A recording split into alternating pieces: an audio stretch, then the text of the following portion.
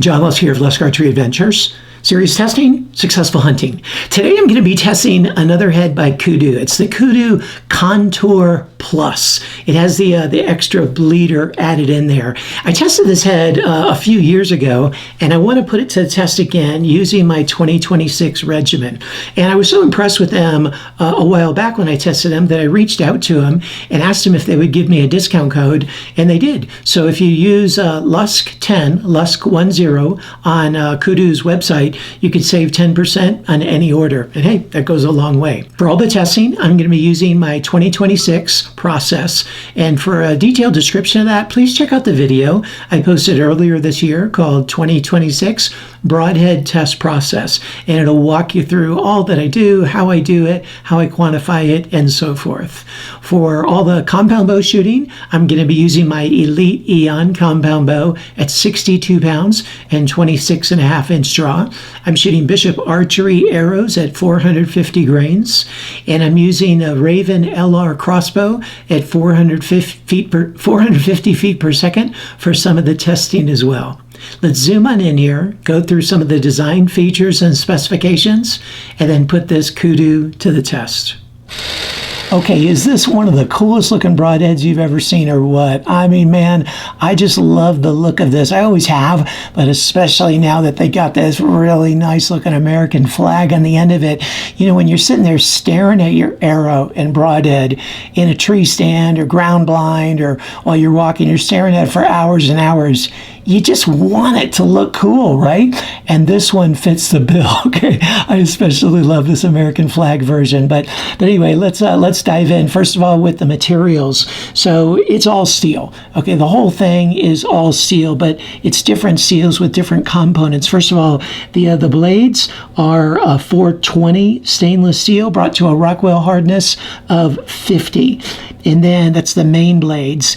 And then these bleeder blades that slide into this gap, and this is only in the Contour Plus model. The regular Contour, you can't use these bleeders, but these the Contour Plus you can. They slide into a gap. It's like a little ring, and it slides into a gap, and they are made out of a 17-4 stainless steel.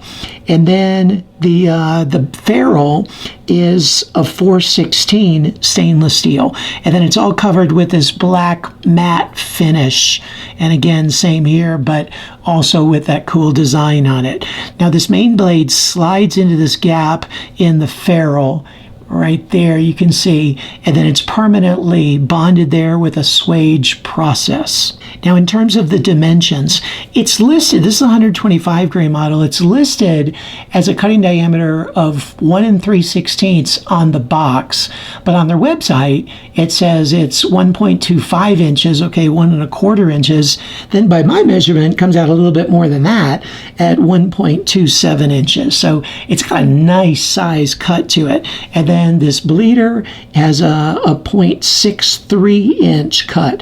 So the total cut is like 1.9 inches. Really a nice total cut. Like if you picture like a Q80 Exodus 3 blade, that's got like a 1.875 inch total cut. This is a little bit bigger than that, and a little bit wider in this direction as well. Now, in terms of the thickness, this main blade is 0.050 inches thick. So even though it's cut on contact, that extra thickness is going to prevent it from rolling over on hard impact. At least it's going to help prevent it. And then this bleeder here, well, it's pretty small. I don't know if you can make it out. It's actually pretty thick too.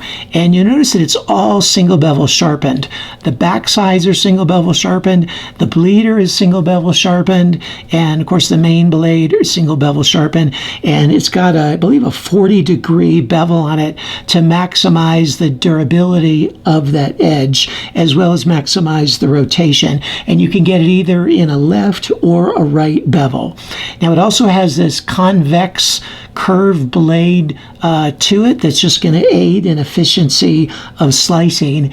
And it's 100% made in the USA, which is pretty cool, and hence the appropriate American flag on it there.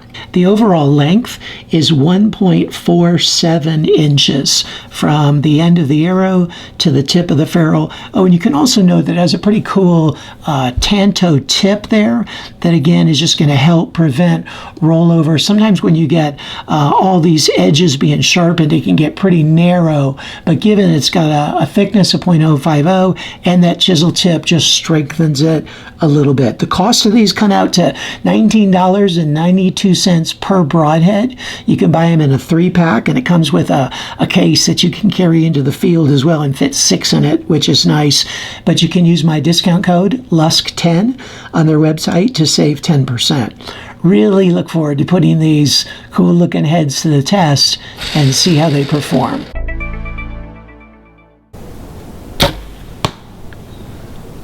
At 45 yards with the Elite Eon Compound bow, it got the solid 10 ring. And just for reference, that bullseye is a 2-inch bullseye.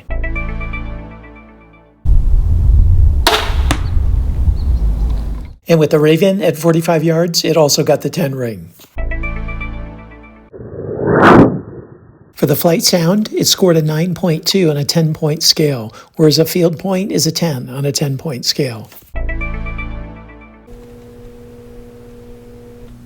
It took 173 grams of force to cut through the wire, which is a 10 on a 10-point scale, plus a proportional bonus of 0.27 for being under the threshold of 200.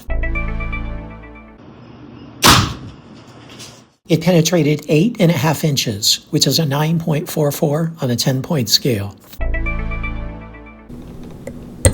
It took an additional 21 grams of force to cut through the wire, which is a 9.42 on a 10-point scale. Plus, it's going to get a bonus of 2 points for both the sharpness and the edge retention being under the threshold of 200. It penetrated through 61 layers, which is an 8.71 on a 10-point scale. It rotated 40 degrees at 10 inches. The head's in excellent shape after the 3 shots through the MDF. And it's still in fantastic shape after the 2 shots through the steel plate. It just got a tiny bit of edge chatter, and you can see the tiniest little curl on the tips of each of the most flared out points of the cutting diameter.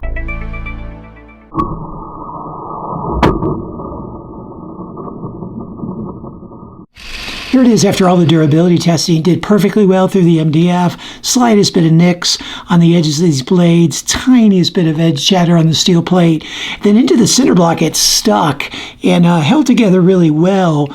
You can see they got a little bit of a bend to it, and you probably can't make it out, but a little bit of a twist to it from that single bevel causing the rotation or trying to rotate within the cinder block. And the tip broke off. That was when I was trying to get it out. So this bend, I think, was from the impact, but then the breaking was me trying to pry it out and chisel it out of the cinder block. But really, really good durability here. So what'd you think? Man, once again, I was reminded this is an awesome broadhead, okay? It's not new. It's been around a while, but the extra bleeder is relatively new within the last few years. But man, if you've overlooked it or forgot about it, or maybe you're just not familiar with it at all, this is something really worth checking out, especially if you're a cut-on contact blade lover and a fixed blade lover. But man, it just scored really well. But you check out the score sheet and see how it performed in the areas that matter to you the most. See if it might be a good fit for you and your hunting needs. And stay tuned for a summary of the scores. You can find the detailed score sheet in the video description, as well as a link to an Excel spreadsheet that'll have all the broadheads that I've tested over the last several years, all their scores in there in detail. And if you're like a data junkie, okay, like sometimes I am, you'll really love diving into that. But stay tuned for the summary of the score sheet, as well as as the combined overall score and the corresponding Lusk grade. And also stay tuned for a list of all the discount codes that I can offer, like for Kudu, Lusk 10 saves 10%, but there's many others on that sheet as well, hopefully just to save you some money in the field. Hey, thanks a lot for tuning in. I look forward to seeing you next time.